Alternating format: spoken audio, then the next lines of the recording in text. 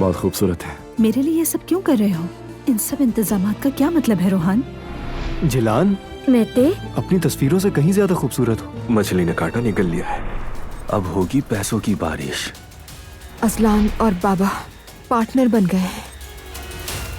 ऐसे अचानक बुलाने के लिए माजरत चाहता हूँ। गैस करो मैं कुछ देर पहले किसके साथ था? अंकल के साथ। क्या वो खुद यहाँ आए थे? मुझे अपने पास बुलाया था उन्होंने और बड़े ही नर्म लहजे में धमकी दी कि मैंने ये काम बिल्कुल अच्छा नहीं किया। तुम्हारे बाबा इस तरह की हरकत कैसे कर सकते हैं? हाँ, अफसोस के साथ कर गुजरे। मेरी जान, बातों से भर दिया मैंने उसे, अब देखना तो।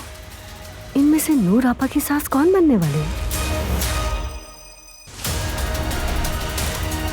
मेरी पीठ पीछे मुलाकातें हो रही हैं।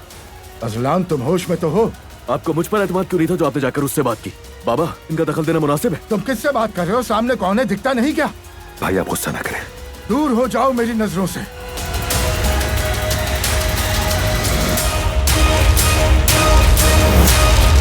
मेरी जान,